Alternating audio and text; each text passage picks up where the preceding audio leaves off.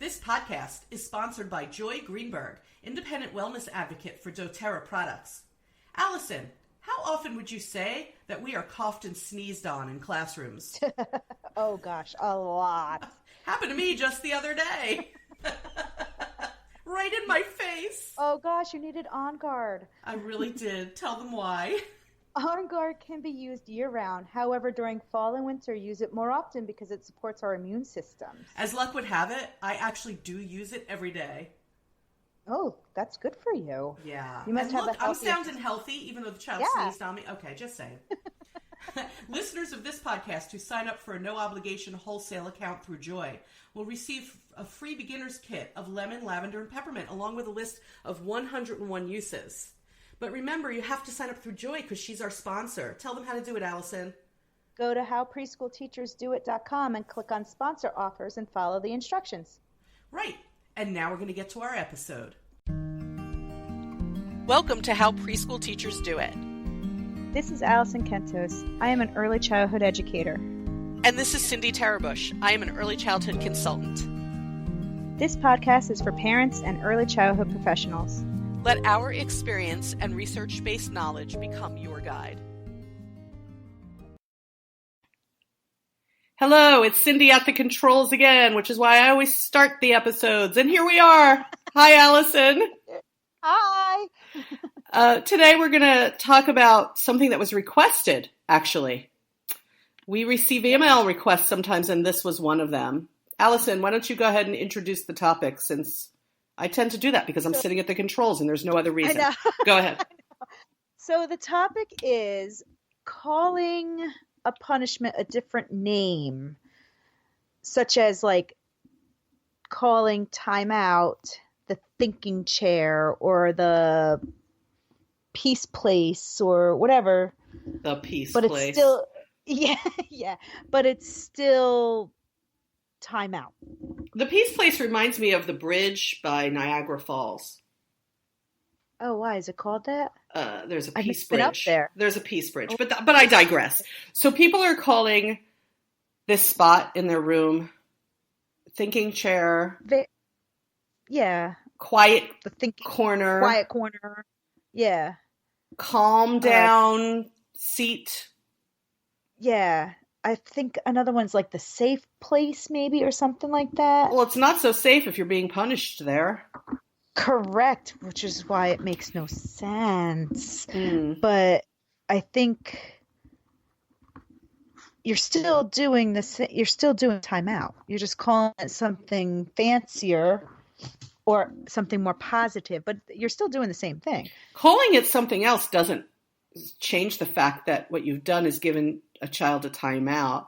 And today we know how psychologically damaging it is to isolate children for their behavior in that way, and to teach them that actually if adults don't like your behavior, you need to go away from them.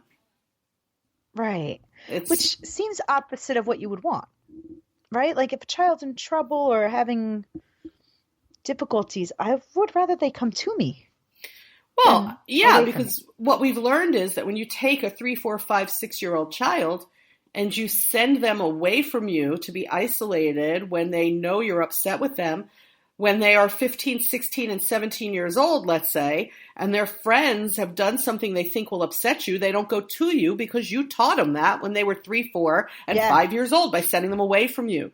They need to know in today's world that their families are people they should go toward when the chips are down, and that teachers are people they need to go toward, because so much nonsense happens in school today where, right, there's so much, and it isn't even nonsense. It could be bullying. It could be all sorts of abuse and detrimental activities. Right. Or rumors that they hear about other people that could be dangerous to people, or whatever is going on. They need to know that their most important people, their families and their teachers, are people you go toward to when they may potentially be upset, that they're not going to do anything so terrible to you that you can't be near them. And we know that isolating children when they are upset doesn't actually help them to learn the behaviors that calm their bodies down. Right. I mean, it's really not teaching them anything, right? Just teaching them like, oh, they'd rather be ignored. Sorry, Rusty's stepping on my wire, so I'm sorry. That's all right. I hear you. You're okay. Right. All right. I don't know sometimes what affects the wiring. Ignoring them doesn't help them cope with their. When adults say to a 4-year-old, "You go sit over there and calm yourself down," how do they do that? They don't even have the tools to do that. They don't know how to do that. They need your help to do that. Right. So you need to go with them, or bring them to you. Right? Or bring them to you. Or something. You need to either go to them or they need to go to you so that you can teach them the appropriate way to calm down. And not just put them in a chair and ignore them for 10 minutes. What is that teaching them? It teaches them to be more frustrated, is what it does. They become more anxious and more frustrated. It's just not helpful. And there's lots of research now about the detrimental effects of timeout, which I'm sure we've talked about before, and I know I've written about and you've talked about, but let me tell you something, folks. Calling it another name doesn't change the fact that it's timeout, and that's really what the person asked us to talk about on this episode. This is someone who goes to multiple schools, much like I do, who wrote to us and said, this is what I'm seeing. People think if they call it the thinking chair, or what else did you call it, Allison? The peace place? The peace place, the safe place, the cozy corner. That they think that makes it less of a problem. It's still a problem to approach behavior that way. Yeah.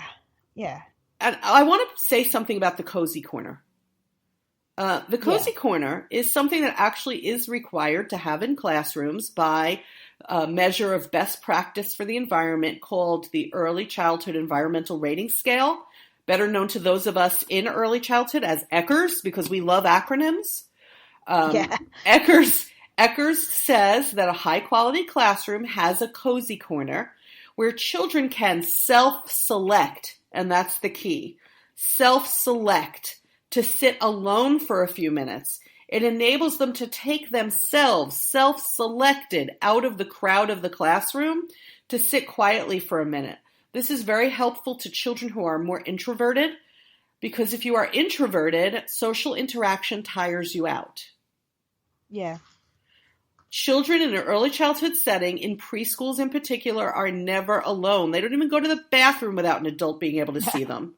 Okay? Yeah, that's true. Right? So giving children the option of a place where there is one little piece of soft seating, like a little beanbag chair or one little soft chair to go sit in and look at a book or play with some toys, gives them a way to self-regulate, because they can take themselves over there when they want some quiet. That's what it's for. It's not ever for me to send you over there to deal with your behavior. Right. I find that when I go into classrooms and they'll have a cozy corner, like let's say they have a little beanbag or something, and I say to them, you need to put a couple of books and maybe a toy or two, a quiet toy or two over there. People are surprised by that because they see it as a punishment space. And I say, no, you need to give them stuff to do there. They're self-selecting to sit in the cozy corner, which isn't a punishment. It is actually something that should be rewarded if they self-regulate like that. And the reward is you sit over there and we're going to give you some stuff to do to occupy yourself while you get to self-select to sit by yourself. I never, ever, ever send children to the cozy corner. I will explain to them that this is a place you can go to play by yourself if you want. Right. I never send them come there. Back to the group. And then you can choose to come back to the whole. Right. This is a child's choice. The minute you take choice out of their hands about them going there and you say, you need to go sit over in the cozy corner and calm down, you have made it a place of punishment. That is not the purpose of it in the environmental rating scale. Right. And then that introverted child that needs the cozy corner is never going to go over there because they're going to think it's a punishment because you made it into a thing that is a punishment. Correct. You want children to think about their actions and reactions. You need to think it through with them. Yeah. They don't have the capacity yet. Self-regulation is governed in the prefrontal cortex of the brain. It's right behind your forehead. The brain develops from the back forward and the inside out. That's the last part of the brain to develop. It doesn't develop until you are an adult, somewhere in your 30s probably, they think. Yeah. So the ability to regulate your own emotions, to sit and think through your own emotions, isn't happening in early childhood. They need me to help them with deep breathing and calming down. And I need to talk to them as quickly as possible about what's happened once they calm down. I can't do that if they're across the room in a thinking chair. Right. Right. Like, and we've talked in previous episodes about how you really need to talk through the problem with the child, not at the child, not just setting them up in a chair and walking away, because they don't know.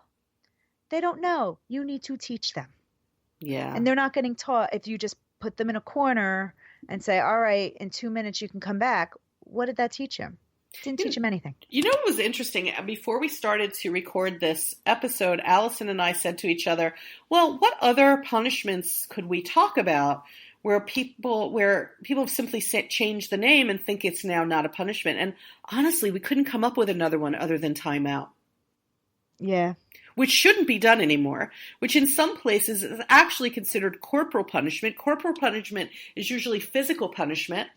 And timeout is coming under the category of corporal punishment because it's so psychologically damaging to people. I don't even have words for that. The two of us are sad. like speechless. The two of us are speechless. Yeah, I don't have words for that. So, if you are sending children from you when the chips are down, please think about what you're doing. You may not, it's one of those things where you may not be able to see the damage, but you're doing it. You're doing it.